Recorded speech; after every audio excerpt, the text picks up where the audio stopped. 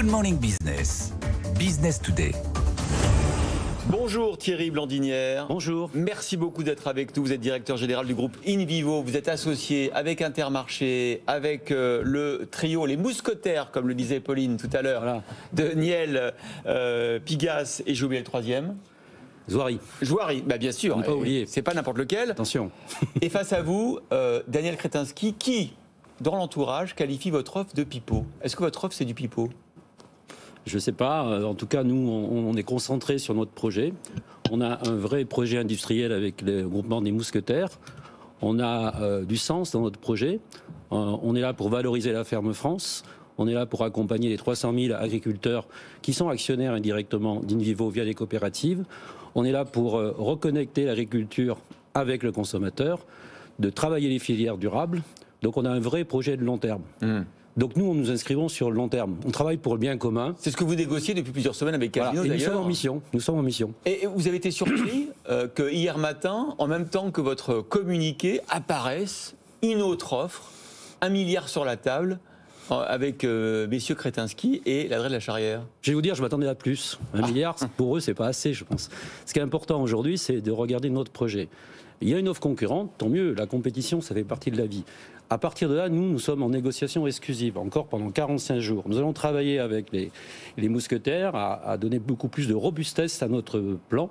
Et si nous avons des convictions, d'ici 45 jours, nous ferons une offre confirmatoire. Et du coup, ça permettra donc à Casino de pouvoir négocier avec ses créanciers.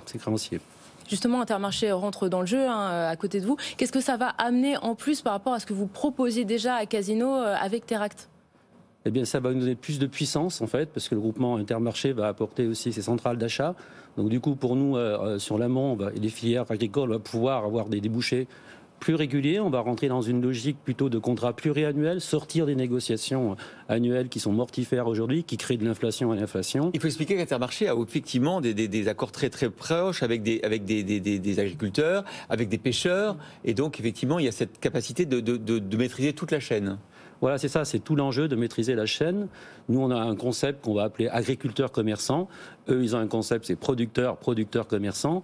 Et c'est là où on partage la même vision du monde et les mêmes valeurs, c'est-à-dire aligner la chaîne de valeur pour qu'elle soit la plus compétitive possible en proposant des produits de qualité et en reconnectant l'agriculteur avec le consommateur. Intermarché va aussi apporter du cash aussi effectivement à Casino, puisqu'il va reprendre une partie de magasins qui vont représenter jusqu'à 1 milliard d'euros de chiffre d'affaires. Ouais, et ça c'est parfait pour nous, parce que ça nous permet d'organiser le parc de magasins en réinventant ce commerce. Donc le commerce Intermarché fonctionne très bien avec son enseigne.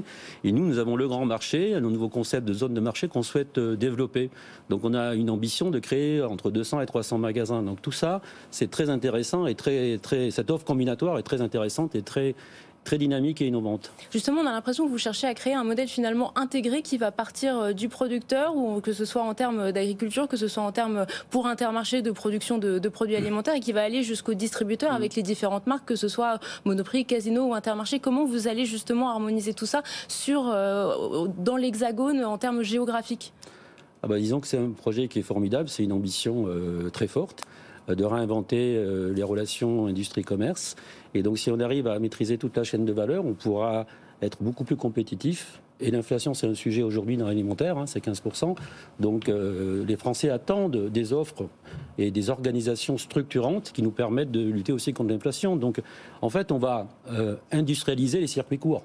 C'est ça notre message, agriculteurs, commerçants. Est-ce que vous mettez tout en commun ? Parce que est-ce que votre offre, elle permet à Jean-Charles Lahorie de garder la main sur les enseignes qu'il va conserver, sur les casinos, les monoprix, etc., qu'il va conserver ? Ou est-ce que le projet, c'est d'en faire un groupe unique avec différentes enseignes ? Donc c'est un peu tôt pour répondre à cette question. La première étape, c'est que nous créons une structure Teract Ferme France, où InVivo garde le contrôle. Donc avec différents actifs qu'on va réunir sous cette structure. Une deuxième structure Teract, où nous aurons la minorité, mais avec la possibilité de monter au capital d'ici 2 à 3 ans et prendre le contrôle. Et nous avons Intermarché qui nous a rejoints pour nous aider à organiser tout ça. Donc nous allons travailler avec les équipes aussi d'Intermarché pour voir comment on peut imaginer le futur pour créer vraiment voilà, un réseau très compétitif et innovant. Est-ce que vous avez l'impression que Jean-Charles Naouri, finalement, il a profité des différents intérêts qui sont manifestés pour vous challenger, vous mettre en concurrence et peut-être garder au final la main en jouant sur les deux offres? Alors nous, on est très clair, depuis le début, on a des lignes rouges. Donc on sait exactement ce qu'on veut faire. On le fera à nos conditions ou ça ne se fera pas. Donc tout le monde est bien au courant de nos lignes rouges, je ne peux pas toutes les mettre sur la table. Bien évidemment, il y a un enjeu avec les financiers, les créanciers notamment. In fine, c'est eux qui auront la décision.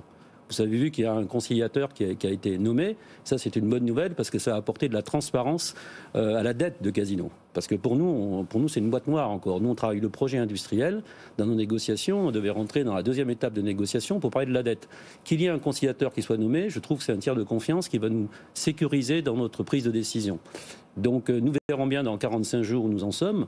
Mais en fait, voilà, nous sommes convaincus que nous avons le projet industriel d'avenir pour la distribution française et pour la filière, pour les filières agricoles.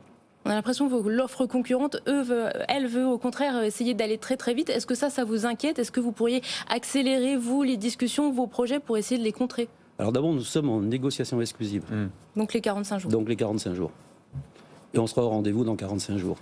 Vous avez vu que, vous le savez, j'imagine qu'au conseil d'administration de Casino, au capital en tout cas, il y a aussi M.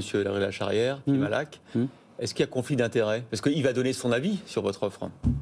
Il va donner. Je ne sais pas s'il va participer au vote. Je pense qu'il devrait sortir et pas voter. Mais enfin, bon, ça, je ne connais pas le règlement intérieur de Casino. Je ne me permettrai pas de juger leur mode de gouvernance. Toujours est-il que nous, tous les actionnaires, enfin tous les investisseurs qui voudraient venir dans notre projet en minoritaire sont les bienvenus. En minoritaire, il faut qu'Inivo garde le contrôle à la fin. Nous avons un vrai projet créateur de valeur et j'invite tous les investisseurs à nous rejoindre pour financer ce grand projet à horizon 2-3 ans. Ce que vous nous écrivez là, et on voit votre motivation et votre détermination, c'est une belle bataille quand même, financière, capitalistique et boursière. Là, on y est.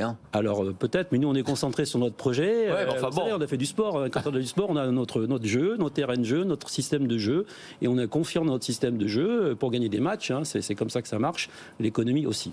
Bon, écoutez, on va vous inviter souvent au cours des prochaines semaines. Et la partie adverse aussi, monsieur Kretinsky, évidemment, qui est notamment associé, je le disais, à Fimalac et Marc Ladré de Lacharrière.